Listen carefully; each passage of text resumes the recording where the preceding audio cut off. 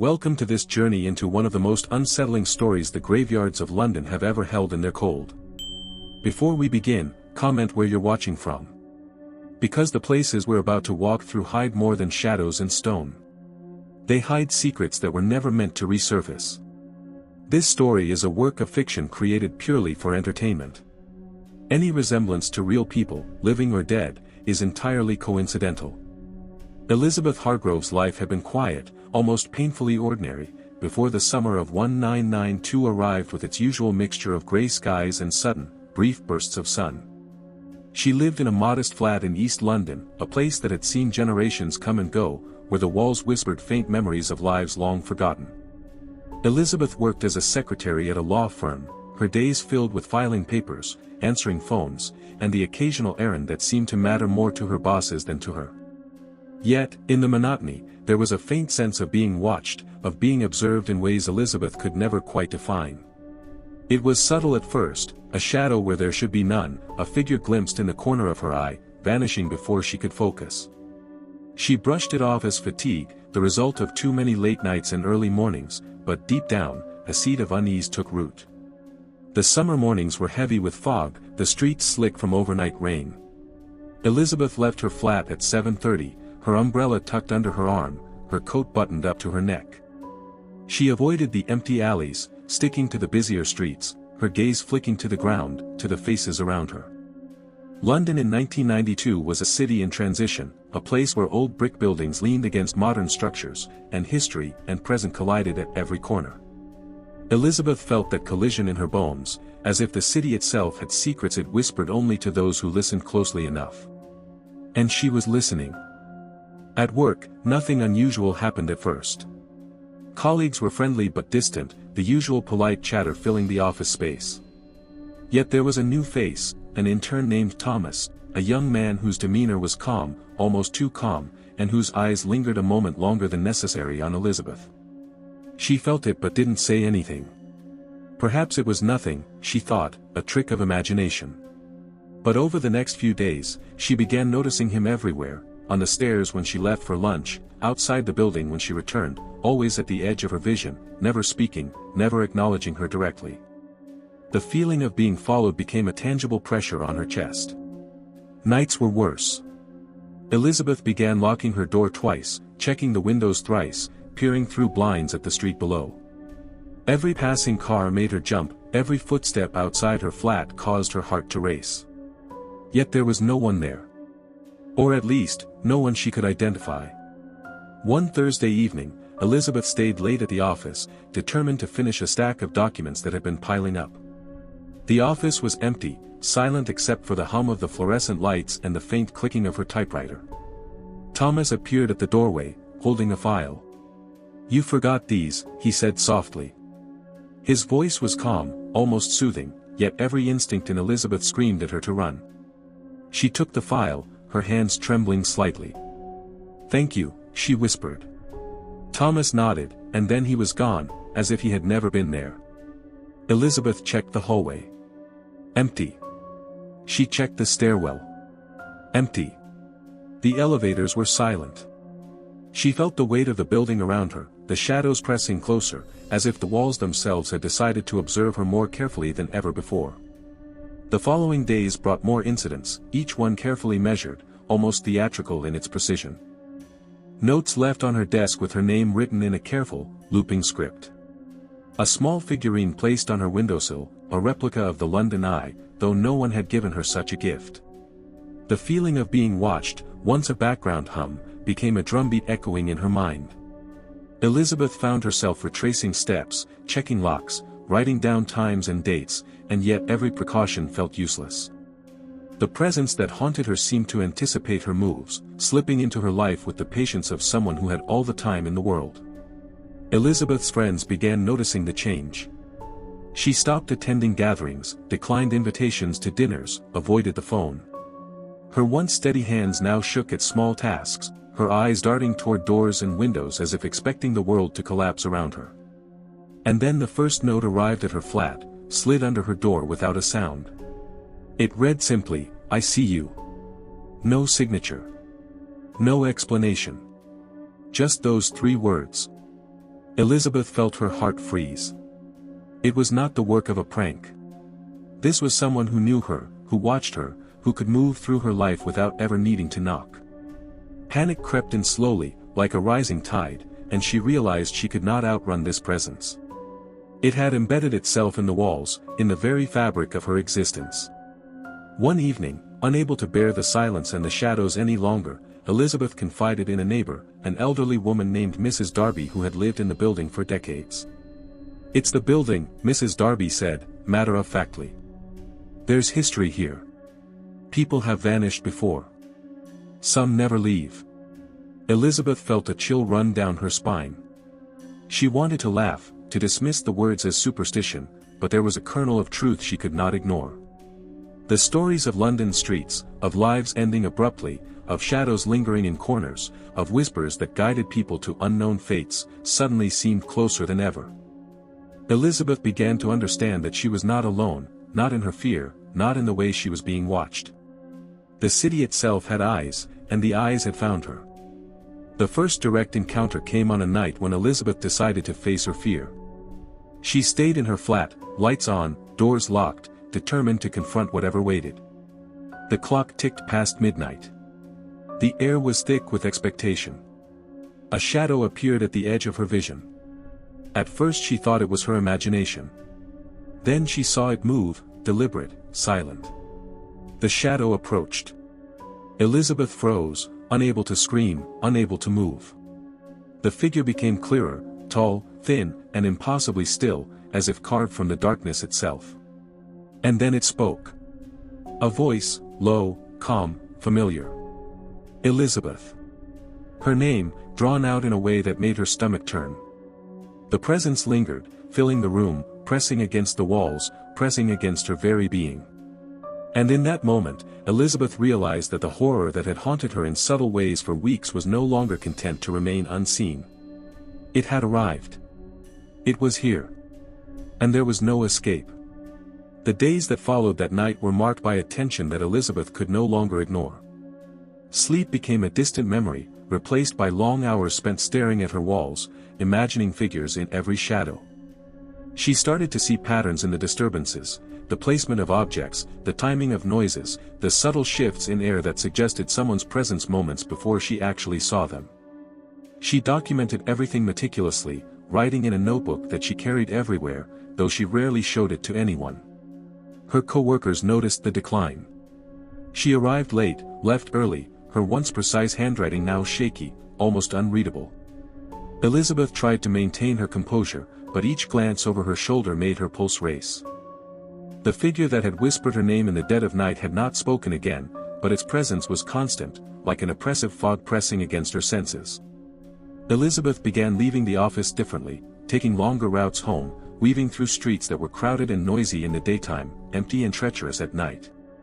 She avoided familiar shortcuts and alleys, convinced that danger lurked where the light did not reach. Her friends had stopped calling, deterred by her anxious refusals and vague excuses. She had stopped answering the phone altogether, leaving messages that went unreturned. It was as if she had isolated herself from the world, creating a small bubble of survival where every decision was dictated by fear. Even in the bustling city of London, Elizabeth felt utterly alone, trapped in an invisible cage crafted by an unknown presence. She did not dare leave her apartment after dark, and during the day she moved quickly and silently, like someone trying not to be noticed, hoping to pass through the streets without attracting attention from whatever shadow haunted her. The notes continued to arrive, each one more specific, more unnerving. One was tucked inside her umbrella handle, "You cannot hide." Another appeared under her pillow, "I am always here." The handwriting never changed, precise and deliberate, yet it was as if the words themselves shifted when she reread them, morphing into shapes and patterns that made her skin crawl. Elizabeth began to suspect that this was not simply a person, but something more methodical, something that had spent weeks studying her life, learning her routines, her fears, the exact way she reacted to silence and to light. The horror was no longer abstract, it was concrete, and it knew her intimately. Every instinct she had told her to flee, but where could she run in a city whose streets she had once believed were familiar? At work, the sense of being observed followed her relentlessly. She noticed that Thomas, the intern who had first appeared with the mysterious calmness, was always there at odd moments. He did not speak much, did not interact with others in the office except in the most minimal ways, yet Elizabeth felt his gaze as a tangible weight on her shoulders. She began to see him in places she had no reason to expect him, a reflection in a window, a figure passing behind glass doors. Each time, she felt that same creeping panic, the knowledge that her life was no longer her own. She considered telling someone, anyone, about her fears, but what would they believe? A secretary haunted by an unseen figure in a city full of strangers. The thought of disbelief, ridicule, and dismissal kept her silent, her terror confined to her own mind, a prison from which there was no escape. One evening, determined to reclaim some sense of control, Elizabeth decided to confront the presence head-on. She set up her apartment with lights on every corner, chairs in positions that would allow her to see any approach, and mirrors that reflected every shadow. She waited, hours passing slowly, her mind racing with scenarios both real and imagined. Around midnight, she felt the air change, a shift that made her pulse quicken. The shadow appeared again, emerging from the darkness as if it had been waiting for her acknowledgement. Elizabeth's breath caught in her throat, but she did not run. The figure stood silently, its outline sharp against the dim light. She whispered, her voice trembling, "Who are you? What do you want?" The presence did not respond immediately. Instead, it moved closer, and she realized it had been watching her even as she watched it, an intelligence behind the darkness that filled the room with suffocating weight. It was then that Elizabeth noticed the first tangible clue to its identity, a small pin on its coat, partially obscured by shadow. She could not recognize it immediately, but there was a familiarity, a connection to something from her past she could not place. Panic mixed with curiosity, her mind a swirl of fear and unanswered questions. She tried to recall every encounter, every strange sensation she had ignored, and a chilling pattern emerged. The figure's movements, the timing of the notes, even the placement of objects in her apartment, all suggested meticulous planning, a knowledge of her life that no stranger should possess. Elizabeth realized that this was no ordinary stalker, this was someone who had been present long before she had understood the threat, someone who had meticulously observed her, learned her habits, and anticipated her responses with unnerving precision. Over the next week, Elizabeth became increasingly vigilant. She installed locks, even on windows that never opened, checked and rechecked doors, and carried keys in every pocket. She altered her routines multiple times a day, attempting to create unpredictability that might thwart the presence. Yet nothing worked. Each morning brought new evidence that her precautions were useless, a note on her door handle, a subtle rearrangement of furniture, objects that she was sure she had not moved. Elizabeth's sleep became fragmented, her meals small and hurried, her thoughts consumed entirely by the need to survive. Her mind was a maze of fear, a constant calculation of what could happen next, a relentless anticipation of horror that seemed to grow with every heartbeat. Elizabeth sought help discreetly, contacting private investigators and friends with experience in security, but even their interventions provided little relief. Cameras installed in her apartment showed nothing unusual, though she knew the presence had been there. Security experts shrugged, suggesting paranoia or overactive imagination, yet Elizabeth knew better. The presence was real. It was patient, deliberate, and terrifyingly intelligent. And it was not finished. The sense of inevitability that had been creeping through her life now solidified into something inescapable. She realized that she could no longer function within the ordinary world, that every action she took was under observation, and that the shadows of London had claimed her as their own. The true horror, Elizabeth understood, was not simply being watched. It was knowing that someone, or something, knew her life intimately, and that the darkness had plans far beyond her understanding. As days bled into nights, Elizabeth's sense of reality began to fracture. The city that had once felt familiar now seemed like a labyrinth designed to trap her. Streets that had been her daily routes now appeared strange and threatening, and even the faces of strangers seemed loaded with hidden meaning. Every passerby could be an observer, every flicker of movement a warning. She began to carry a small notebook at all times, documenting even the smallest anomalies, convinced that understanding the pattern of her torment might give her a chance at survival. Yet, the more she wrote, the more the fear entrenched itself, feeding off her attempts to impose order on a life increasingly dictated by dread. The notebooks multiplied, pages filled with sketches, locations, and speculative theories, forming a web of obsessive vigilance that became the backbone of her every decision. In the office, Elizabeth's colleagues noticed the change. She was more withdrawn, eyes darting nervously toward corners, constantly adjusting her seating position as if anticipating unseen threats. Her productivity remained intact, but the spark of her former warmth was gone. Small talk was replaced by terse responses, and the occasional smile vanished entirely. Those who tried to approach her with concern were met with anxious evasions, subtle signs that she did not trust anyone fully anymore. The sense of isolation deepened, her life becoming an intricate balance between daily obligations and the omnipresent fear that someone, or something, was tracking her every move. She could no longer distinguish between the mundane and the menacing, and each day brought a mounting realization that the presence she feared was far more persistent and intelligent than she had initially imagined. One particularly stormy evening, Elizabeth decided to confront the unknown once again. The rain hammered against the windows, creating an unsettling rhythm that mirrored the rapid beating of her heart. She armed herself with a flashlight, locks, and a small collection of makeshift barriers, determined to prove that she could face the darkness. She waited, muscles taut, senses heightened to a razor's edge. Hours passed slowly, the wind howling outside, and then, without warning, she sensed movement, a subtle, almost imperceptible shift in the shadows near the corner of her living room. Her pulse spiked, breath coming in shallow bursts as she focused on the shape that emerged from the dim light. It was unmistakably human in outline, yet there was something uncanny in the way it moved, deliberate and unnervingly calm, a predator fully aware of the prey's fear. Elizabeth's trembling hands clutched the flashlight, her voice quivering as she demanded, "What do you want from me?" The silence that followed was almost unbearable, the room thick with tension, yet the figure remained unyielding, as if mocking her attempts to assert control. Over the following days, Elizabeth discovered subtle signs that the figure had been there during her absence. Objects were slightly displaced, notes appeared in places she knew she had checked, and faint, almost imperceptible sounds echoed through the apartment when she was alone. Every night, she double-checked locks, reinforced doors, and set up makeshift alarms, but the sense of violation persisted. It was as if the presence existed beyond the ordinary parameters of space, slipping through barriers and appearing wherever it chose.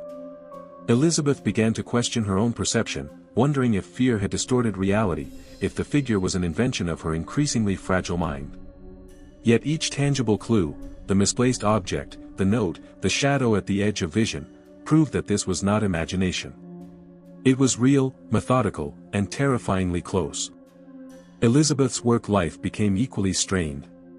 She began noticing subtle manipulations of her environment, papers missing, files moved, messages altered, and the once banal office environment transformed into a psychological minefield.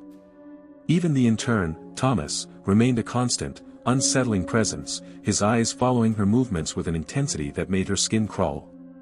She attempted to avoid him, to change her schedule, to seek refuge in the anonymity of routine, but he was always there. He never spoke, never intervened, and yet his silent observation added to the oppressive weight that had become her daily existence. Elizabeth began to feel that she was trapped in a system far beyond comprehension, a game whose rules were hidden and whose stakes were incomprehensibly high. Desperate for answers, Elizabeth began to delve into the city's archives and libraries, researching unexplained disappearances, unsolved crimes, and accounts of stalking that echoed her own experiences. She spent long hours poring over old newspapers and police records, tracing patterns and coincidences that led her down increasingly dark corridors of history. It was here, amidst the yellowed pages and fading ink, that she found the first hints of a broader network, an unnerving pattern of events stretching back years, all centered on the same neighborhoods, the same districts she now frequented. The stories were chillingly similar, women observed, followed, their lives meticulously mapped by unknown entities. Each account resonated with Elizabeth's experiences, reinforcing the terrifying notion that her ordeal was neither unique nor random. She was part of a continuum of fear, caught in a cycle that had persisted long before her awareness and would likely continue long after. Isolation intensified. Elizabeth began avoiding social contact entirely, cutting off friends who tried to reach her, ignoring calls and letters, retreating further into a cocoon of obsessive vigilance. Her apartment, once a space of comfort, became a fortress, meticulously arranged to minimize exposure, to create zones of visibility where she could monitor every corner. Every day was a calculation, every action measured against the likelihood of being observed, every silence pregnant with possible danger. The presence, however, adapted. Notes became cryptic, objects subtly altered, and the shadow continued to appear without warning. Elizabeth realized that her vigilance, no matter how precise, was only partially effective. The entity she faced was patient, intelligent, and persistent beyond imagination. The psychological toll was immense. Elizabeth began to experience vivid, intrusive dreams that mirrored her waking fears. In these nocturnal visions, she was pursued through endless corridors, each turn revealing another threat, another puzzle she could not solve. She awoke drenched in sweat, heart racing, haunted by scenarios she had never consciously imagined. Her reality and dreams began to merge, the line between waking life and nightmare dissolving. She feared sleeping as much as she feared waking, each moment of consciousness fraught with tension, each moment of unconsciousness a descent into terror. Elizabeth's mind was a labyrinth of fear, her thoughts looping endlessly, constructing scenarios in which escape was impossible, where every action was anticipated and neutralized by an unseen, omnipresent intelligence. Elizabeth's obsession with understanding the presence became all-consuming. Every day began and ended with meticulous checks of her apartment, every corner examined, every lock tested, every window scrutinized for signs of intrusion. The notebooks multiplied further, pages filled with detailed observations, diagrams of movement patterns, and lists of possible threats. Yet the more she documented, the less certain she became of her own safety. Each new detail only added weight to the invisible burden pressing against her, the constant awareness that she was being watched, measured, analyzed. The city outside her window felt more alien with each passing hour, the streets no longer safe conduits of life but corridors of potential danger. London, in its vast, indifferent expanse, had transformed into a maze in which Elizabeth's freedom was a fragile illusion. Every decision carried the risk of exposure, every step outside her sanctuary a gamble she felt ill-equipped to play. Despite the fear, Elizabeth attempted to maintain fragments of normality. She attended work, interacted with colleagues, and performed her daily routines with mechanical precision. But the effort was exhausting, and the facade of normalcy was brittle. Simple tasks became complex operations, each action planned and executed with the hidden calculations of someone aware that their every move might be observed. She began timing her departures, taking different routes to avoid predictability, altering her schedule to test the limits of her pursuer's patience. Even mundane errands were transformed into strategic exercises, choices made to reduce exposure, to maintain control in a world increasingly dominated by an unseen presence. Yet the more she adapted, the more she realized that control was an illusion. The entity watching her was patient and intelligent, and Elizabeth understood that no amount of planning could guarantee safety. One afternoon, as she walked briskly through the crowded streets, Elizabeth noticed a figure in the reflection of a shop window. For a fleeting moment, she thought it was Thomas, the intern from her office, but the shadow moved differently, its movements calculated and deliberate. Panic surged through her, a cold, paralyzing fear that clawed at her chest. She accelerated, weaving through the throngs of people, seeking refuge in a nearby cafe. Once inside, she felt the oppressive weight of observation ease slightly, but the dread remained, gnawing at her resolve. Elizabeth realized that her pursuer was not just stalking her physically, they were stalking her mind, invading her consciousness, eroding her sense of safety, turning every reflection, every shadow, every sudden movement into a potential threat. In the following days, Elizabeth's research took on a more desperate tone. She visited police archives, poring over case files of disappearances and unsolved crimes that bore eerie resemblance to her experiences. Some cases had been dismissed as coincidences, others remained open, unresolved, their victims' fates a haunting mystery. Patterns emerged, women targeted, followed, their lives meticulously documented, each incident separated by years yet linked by subtle similarities. Elizabeth saw herself mirrored in these accounts, the threads of her own terror woven into a tapestry of fear that spanned decades. The realization was both horrifying and galvanizing. She understood that her ordeal was not an isolated incident but part of a larger, persistent pattern of violence and manipulation. The knowledge fueled a new determination, a grim resolve to uncover the truth even as it deepened her fear. Isolation reached its peak as Elizabeth withdrew completely from social interaction. Friends and family attempted to reach her, concerned by her withdrawal, but she evaded every attempt at contact. Phone calls went unanswered, letters unopened, invitations ignored. Her life became a narrow, self-contained sphere focused entirely on survival and observation. The apartment became more fortified, improvised alarms and surveillance measures installed, entrances secured, each area arranged to maximize visibility and control. The presence adapted, however, leaving cryptic notes, moving objects in subtle, unsettling ways, making its existence known with precision. Elizabeth understood that the entity was not merely observing, it was communicating, asserting dominance, demonstrating that no barrier could fully shield her. The psychological toll was immense, a relentless assault that eroded her confidence, leaving her tense, anxious, and perpetually alert. Sleep offered no refuge. Elizabeth's nights were haunted by vivid dreams in which she was pursued through endless corridors, each turn revealing another threat, each attempt at escape foiled by unseen forces. The line between reality and nightmare blurred, leaving her disoriented upon waking, unsure of what was imagined and what was real.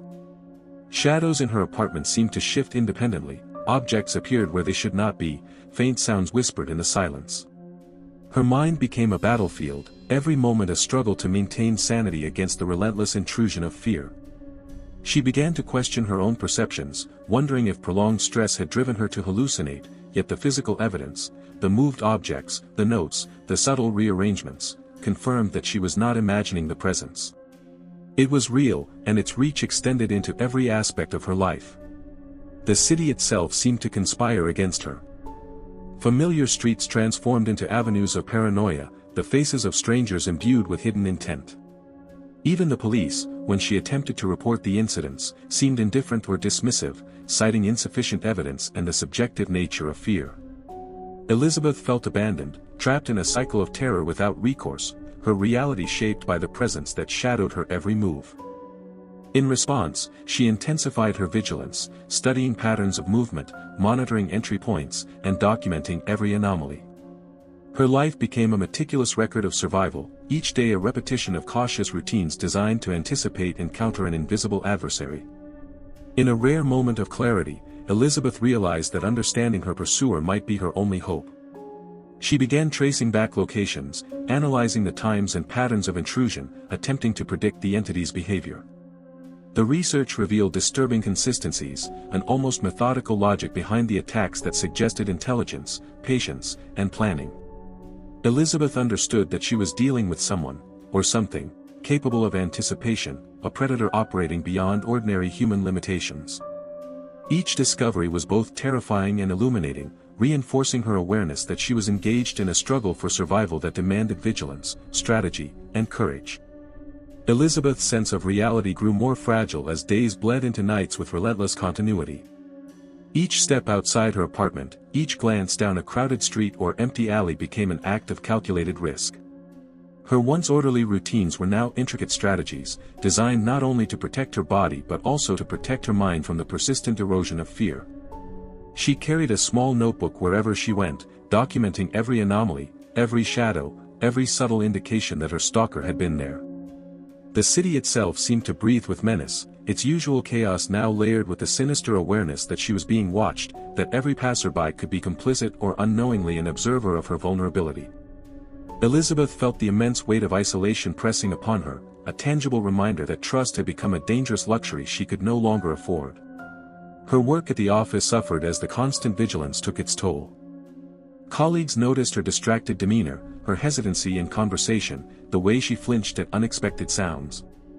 Elizabeth tried to explain her growing unease but found that words failed to capture the depth of her terror. Reports were delayed, deadlines missed, but she could not relinquish the daily surveillance she had imposed on her environment. The notes she maintained were exhaustive, every minor detail analyzed, cross-referenced, and categorized. Windows, doors, elevators, and even the stairwells of her building were scrutinized multiple times a day. Yet despite her efforts, the subtle invasions continued, leaving her with the unnerving realization that she was always one step behind, always responding rather than controlling. The presence was patient, its persistence unrelenting, and Elizabeth began to comprehend the terrifying depth of the obsession she had drawn into. One evening, as dusk fell over London, Elizabeth noticed something that made her heart skip a beat. A familiar pattern emerged in a placement of objects in her apartment, small, deliberate shifts in positions she had meticulously arranged only hours before. A book on the shelf was tilted slightly, a chair moved a few inches, a mug positioned differently on the kitchen counter. Each change was minor, almost imperceptible to anyone else, but to Elizabeth, they were coded signals, a message from the presence reminding her that she was being monitored, that her sanctuary was breached. The realization brought a wave of panic that left her shaking, but it also ignited a steely determination.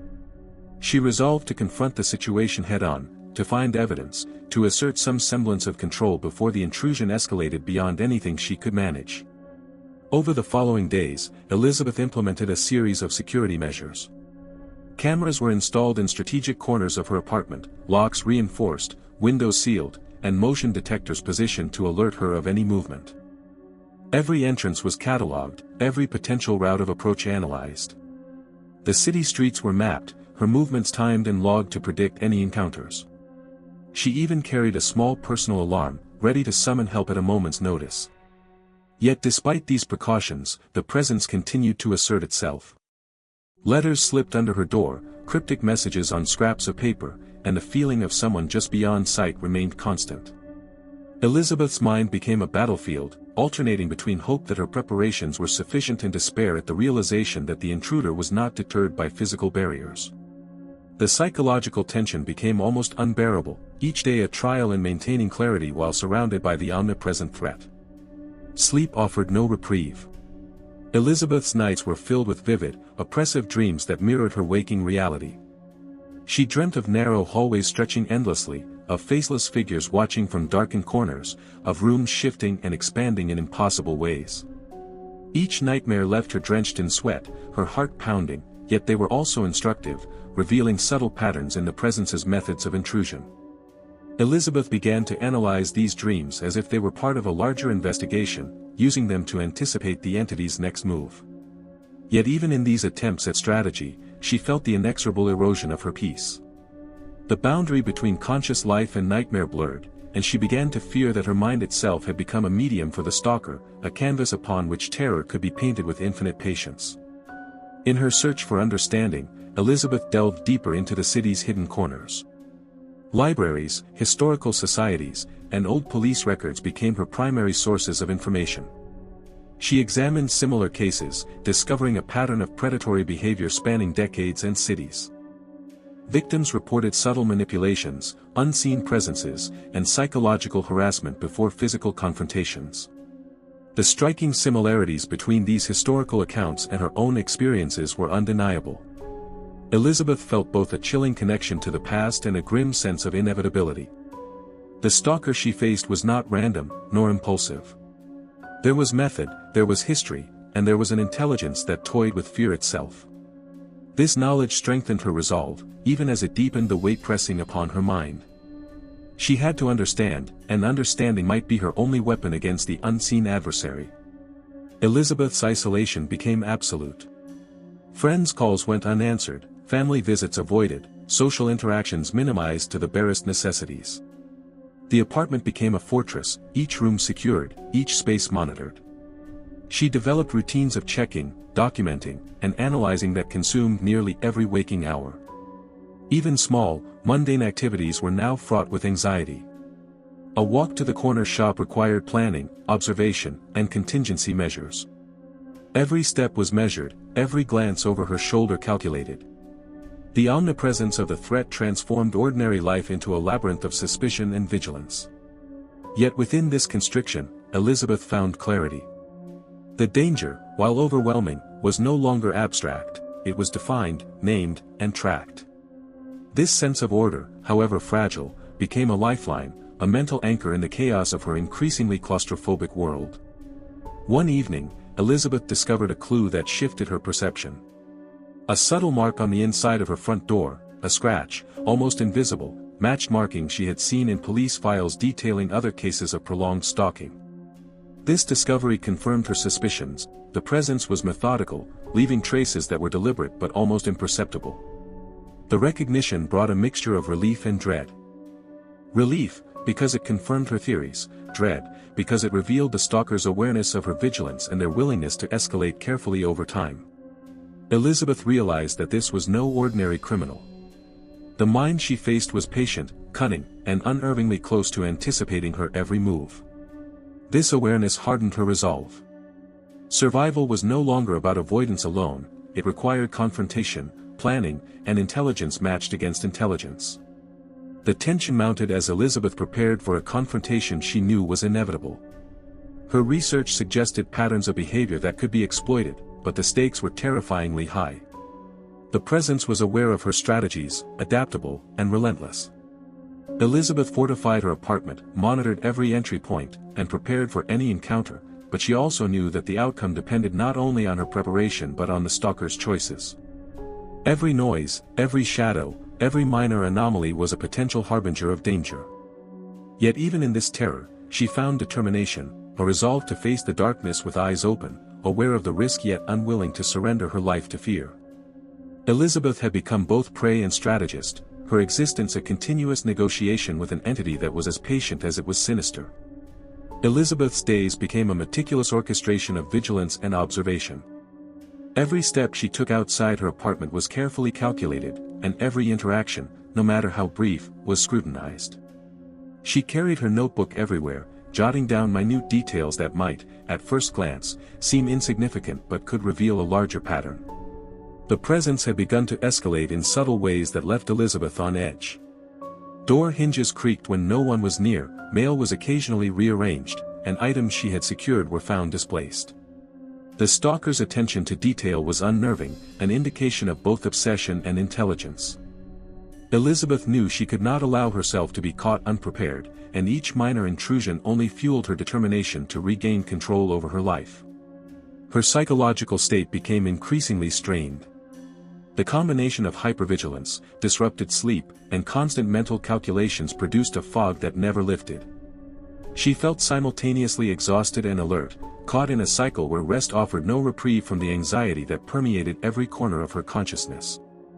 Elizabeth sought out books on criminal psychology, forensic profiling, and stalking cases, hoping to understand the mind that had invaded hers. She pored over every detail, every documented behavior, comparing it with her experiences, searching for weaknesses she might exploit. The more she studied, the more she realized the stalker was not just a solitary predator but a master of anticipation, someone who thrived on the tension between fear and uncertainty. Elizabeth's fear was no longer just emotional, it had become a strategic element, a tool that her adversary wielded with precision.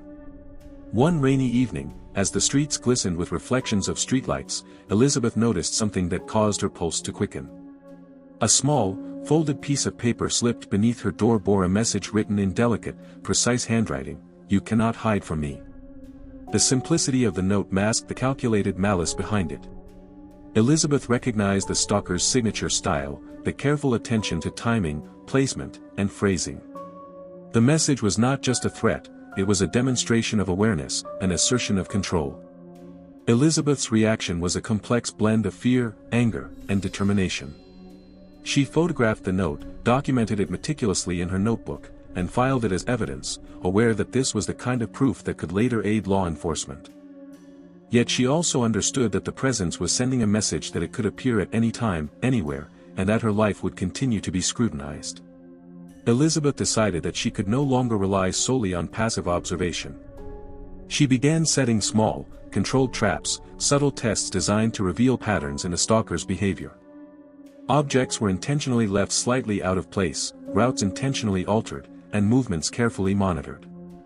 Each experiment was recorded in her notebook, analyzed, and cross-referenced with past incidents.